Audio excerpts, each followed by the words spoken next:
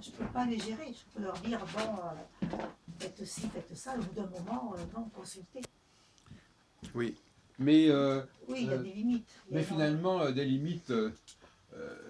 Est-ce que vous ne pensez pas que quand même le fait de demander, je vais peut-être vous poser une question un peu provocatrice, Esther, est-ce que déjà la demande d'astrologie ne, ne, ne dénote pas quand même un problème déjà au départ? Alors, oui, sans doute, dans certains cas. Dans certains cas, il y a, parfois, il y a une fois sur deux, ce sont des personnes qui connaissent un petit peu l'astrologie. Pour qui l'astrologie raconte quelque chose. Ah ben oui, forcément. Voilà, donc ils ont une petite idée. Quant aux autres, là, je reçois des chèques à Paris. C'est ma fille qui voit les enveloppes. Elle me dit, oh, dernièrement, elle me dit, oh, mais ton enveloppe, là, elle était normale, la fille, là. Elle a une écriture normale. Non, c'était entre guillemets. Elle avait une écriture normale. Un peu de la graphologie, oui. Mais tout à fait d'ailleurs. Tout à fait. C'était une personne tout à fait qu'on peut qualifier de normale. Mais elle avait des questions de travail et de fréquentation amoureuse. Donc voilà, regardez sur ce plan-là. Oui, mais non, mais je veux dire que est-ce que le besoin d'astrologie, vous le qualifiez comme normal? Est-ce que c'est normal qu'on vienne voir un astrologue, à votre avis? Je dirais peut-être non, hein. C'est pas moi qui vais dire c'est normal, vous avez quelque chose qui ne va pas, téléphonez à un astrologue, voilà, c'est pas moi qui vais le dire. C'est pas forcément le réflexe le plus évident à avoir. Mais ceci dit, dans certaines situations, l'astrologie correspond à un besoin d'échange et d'accompagnement, parce que là, les personnes ont besoin de se raconter, d'épancher. Alors justement, on en a parlé hier soir. Vous pensez que c'est particulièrement possible avec les astrologues et pas autant avec les tarologues ou avec les psychologues? Peut-être. C'est valable aussi avec des psychologues, oui. Hein, bien sûr. Et les tarologues, moi je ne sais pas, hein, mais je ne fais pas de tarologie. Je me dis que certains peuvent peut-être avoir un support avec un tarologue, j'en sais rien. Voilà, vous avez raison. Il y a des psychologues qui se servent du tarot, mais ils ne le font pas comme tous les tarologues. Alors les psychologues, je ne pense pas. Je pense qu'ils ne se servent pas de tarologie en principe quand même. Si.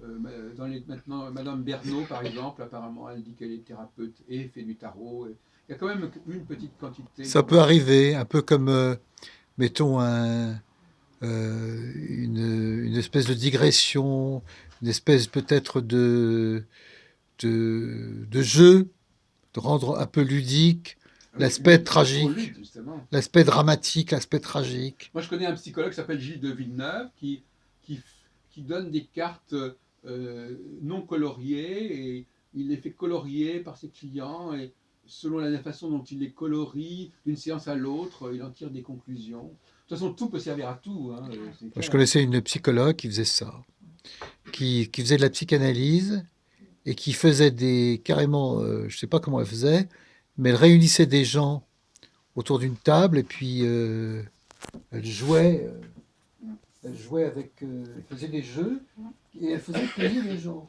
Elle faisait payer les gens comme si c'était une leçon comme si c'était Je sais qu'il y a des jeux qui servent de support aussi. Comme si c'était une séance de psychanalyse, parce que d'une certaine façon, c'était un peu de la thérapie presque, puisque ça servait un peu de révélateur. Mais donc, en aucun cas, donc il y a une révélation.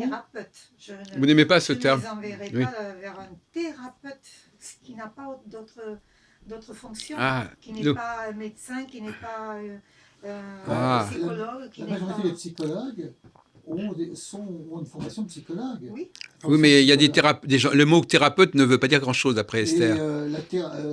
Ils peuvent être nommés, dès l'instant où ils sont psychologues, cliniciens, ils ont le droit au titre de thérapeute. Parce que je pense qu'il y a quand même des lois là-dessus. Il y en a qui ont droit. Il y a des lois, il faut avoir une licence, et puis passer par un stage, et puis avoir le titre de psychologue clinicien. Sinon, c'est pas possible. Il y a des gens qui sont psychologues, mais qui mettent pas de plaque. Je pense qu'il y a des trucs comme ça. Alors, on va vous relancer sur un sujet qu'on a eu au repas, à savoir, est-ce qu'il y a des éléments de perturbation qui viennent que l'astrologue doit considérer en dehors de l'astrologie? Est-ce qu'il y a des éléments extérieurs à l'astrologie que vous considérez?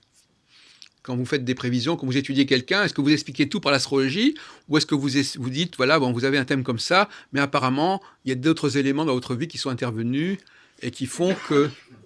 Au départ, c'est l'appareillage de la personne, c'est son thème. C'est ce qu'elle a. Donc tout ce qu'elle est dans son thème, en fait, non, tout ce qu'elle est devenue. Non, pas tout n'est pas dans le thème, mais disons, on a peut-être des pièces dans le thème déjà. Et ensuite, les mouvements des planètes peuvent orchestrer des situations plus ou moins difficiles à un moment donné, ou peuvent inspirer plus ou moins à un moment donné. Donc les mouvements des planètes, vous les considérez comme des éléments qui peuvent interférer avec le thème natal, c'est ça? Oui. En quelque sorte. Oui, elles appliquent sur le thème natal. Donc elles vont interférer, elles vont apporter des éléments qui vont faire bouger le thème natal d'une manière ou d'une autre. Oui. Et qui font que le thème natal, il faut le resituer dans un moment précis, d'ailleurs. Le thème natal ne bouge pas. En revanche, ces mouvements appliquent à des moments différents sur le thème natal. Sauf que les directions, ça fait bouger le thème quelque part. Enfin, si vous connaissez les directions primaires. Moi, je ne pratique pas les directions. Mais ça, c'est la raison des directions, c'est de faire bouger justement le thème natal selon un certain degré, voilà. Comme fait Rudyard d'ailleurs, par exemple, il fait bouger le thème 1 degré par an ou des choses comme ça. Et les directions, c'est ça. Parce qu'à une époque, on ne faisait pas tellement de transit, il n'y avait pas tellement les outils pour les transits. On n'avait pas les éphémérides, on n'avait pas les ordinateurs. Donc, on faisait beaucoup à partir des directions sur le thème natal. Il y avait moins de planètes aussi. Il y en a qui sont apparues plus tard. Oui, mais enfin, je parle des années 30. Déjà, ils connaissaient Pluton. Est-ce que vous utilisez, par exemple, des divertissements, des digressions pour faire en sorte, pour amener foi à votre... Alors là, attendez, là. Attendez, on ne comprend pas très bien, excusez-moi. Bah, est-ce qu'on utilise des jeux, donc des divertissements, ou alors une digression sur une science différente, une science qui n'est pas une non-science, pour accréditer votre... Non. Je comprends pas. Ce qui est utile, c'est le langage utilisé. Eh ben, c'est vachement clair, oui. J'ai une fille qui vient d'apprendre l'hypnose, la méthode hypnotique. Oui, il y a l'hypnothérapie aussi. Voilà. Donc, elle dit que dans cette méthode, comme dans d'autres, il y a des mots, des langages imagés ou qui permettent d'établir le lien avec le patient. Voilà. Bon, bravo. Et alors donc ça, vous ne le faites pas parce que... Moi, j'aimerais le parfaire. Il y a une façon de parler qui n'est pas la façon dont je vous parle maintenant. Non. Il y a une façon de parler, mais il y a encore à apprendre. Parce que certains vont plus loin dans l'imaginaire, dans la représentation, dans l'appellation des choses. Ouais, c'est ça. Mais comme on disait tout à l'heure, vous ne pratiquez pas avec le tarot, on a dit, n'est-ce pas? Non. Comme on disait, c'est Alain qui disait ça tout à l'heure, on disait, finalement, quelqu'un qui fait astrologie et tarot, l'avantage, c'est qu'il n'attend pas tout de l'astrologie.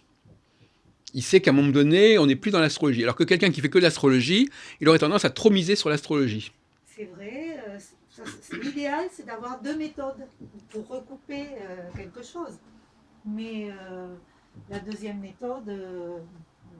pour l'instant, je n'ai pas. J'ai essayé de me lancer dans... la deuxième méthode, c'est déjà la deuxième méthode, ce serait déjà le dialogue. Oui, le dialogue avec le client qui permet de voir comment il a vécu son thème et éventuellement des éléments qui sont en contradiction avec son thème.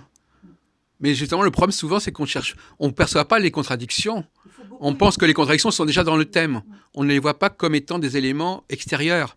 Ça pourrait être la numérologie.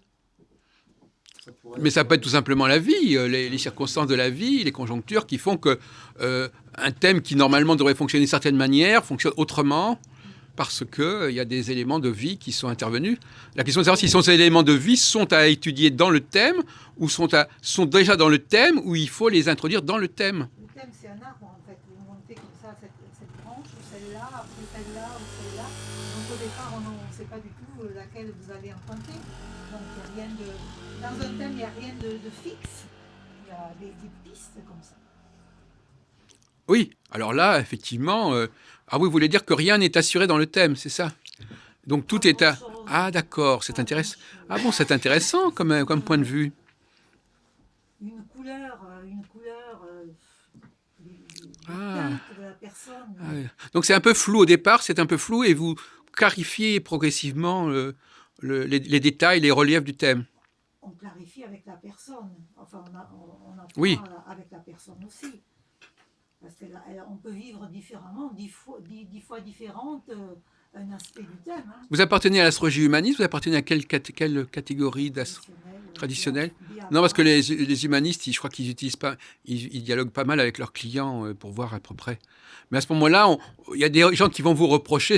On parlait tout à l'heure de ces gens qui font des prédictions, et puis ces prédictions ne se réalisent pas parce que la personne a évité les choses. On pourrait aussi dire qu'effectivement, à force de chercher des informations chez le client, on ne peut plus savoir ce que dit le thème. Puisque finalement, les informations sont...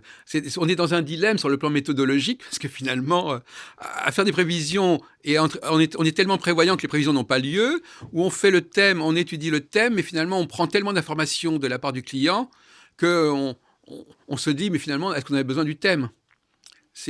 Comment est-ce qu'on sort de tout ça?